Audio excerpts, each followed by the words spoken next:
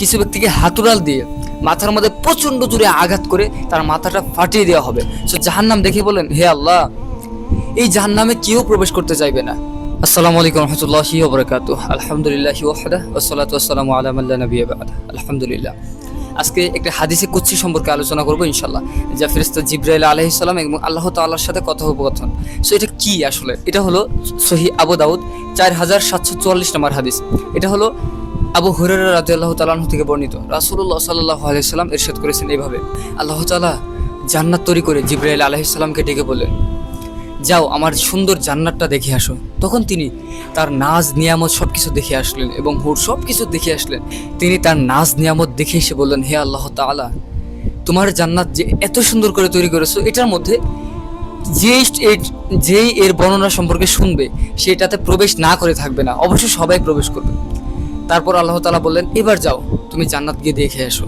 এবং তিনি দেখে এসে বললেন, হে আল্লাহ, তুমি জান্নাতকে এমনভাবে তৈরি করেছো, এটার মধ্যে কষ্ট, ক্লেশ, দুর্দশা, হতাশা, জীবনে অশান্তি, অনেক কিছু দিয়ে জান্নাতকে পরিবেষ্টন করে রাখছো। অর্থাৎ যে ব্যক্তি মন মতনে চলে সে ব্যক্তি জান্নাতে যেতে পারবে না।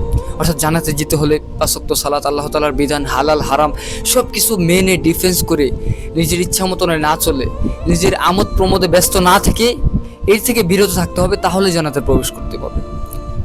তখন জিবরাইল আলাইহিস সালাম বললেন, হে আল্লাহ, তুমি জান্নাতকে এই সব কিছুতে পরিবেষ্টিত করে রেখেছো, কেউ তাতে প্রবেশ করতে পারবে না। তখন তিনি বলেন, আচ্ছা যাও আমার জাহান্নাম গিয়ে দেখে আসো। তখন ফেরেশতা জিবরাইল আলাইহিস সালাম জাহান্নাম গিয়ে দেখে আসলেন এবং তার শাস্তি যখন দেখলেন তখন অবাক হয়ে গেলেন।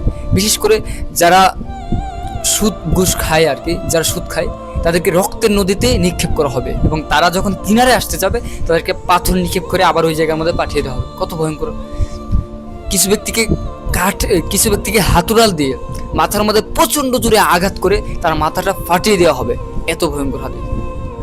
কিছু কিছু ব্যক্তিকে জাহান্নামের মধ্যে প্রতিনিয়ত তুন্দুলের মধ্যে যেভাবে আপনার মুরগিকে ফ্রাই করা হয় আর কি, তেলে ভাজা হয়, এইভাবে মানুষকে ভাজা হবে প্রতিনিয়ত। কিছু কিছু মানুষের লজ্জাস্থানের মধ্যে প্রতিনিয়ত আঘাত করা হবে কিছু জেনাকারী ব্যক্তিকে। এত ভয়ঙ্কর, এত কুৎসিত জাহান্নাম। এবং একটা ফেরেশতা যারা মুখে কথা বলতে পারে না, কানে শোনে না, বোবা, জাস্ট খালি তারা কাজ করে, এমন ভয়ঙ্কর। সো জাহান্নাম দেখে বলেন, হে আল্লাহ, এই জাহান্নামে কেউ প্রবেশ করতে চাইবে না। তখন জিবরাইল আলাইহিস সালামকে বললেন, আচ্ছা যাও তুমি আবার গিয়ে জাহান্নাম দেখে আসো। তখন তিনি বললেন, হে আল্লাহ, তোমার এই জাহান্নামে তো সবাই প্রবেশ করবে, কারণ এটার চারপাশে আমোদ প্রমোদ, গান বাজনা, নাচানাচি, বেহায়াপনা, বেলেল্লাপনা, নিজের মন মতনে চলা, লোভ লালসা, আমোদ প্রমোদ, হিংসা, বিদ্বেষ সব কিছু দিয়ে জাহান্নামের চতুর্দিকে ঘিরে রেখেছে। জাস্ট আপনি মন মতনে চলবেন, আমোদ প্রমোদে ব্যস্ত থাকবেন, জাহান্নামের মধ্যে কষ্ট, ক্লেশ এগুলো কিচ্ছু নাই। জাস্ট আপনি মন মতনে চলবেন, জাহান্নামে চলে যাবেন। আসলে জান্নাতে যেতে চাইলে নিজেকে কষ্ট করতে হয়। এবং ওই যে বর্তমানে যে আপনি ট্রেন্ডের পিছনে ছুটতেছেন, কেন এটা হয়? আপনি আল্লাহ তাআলার বিধানের বিপক্ষে অবস্থান করতেছেন। সো আপনি যদি প্রকৃত এই হাদিসটার দিকে লক্ষ্য করেন, লোভ লালসা, কামনা বাসনা এগুলো দিয়ে জাহান্নাম ঘেরা, আপনি জাস্ট নিজের মন মতনে চলবেন, জাহান্নামে চলে যাবেন। সো এগুলো থেকে আল্লাহ তাআলা যাতে আমাদেরকে বিরত রাখে সেই তৌফিক দান করুন। আমিন। আখির দাওয়ানা আলহামদুলিল্লাহি রাব্বিল আলামিন। আসসালামু আলাইকুম ওয়া রাহমাতুল্লাহি ওয়া বারাকাতুহু।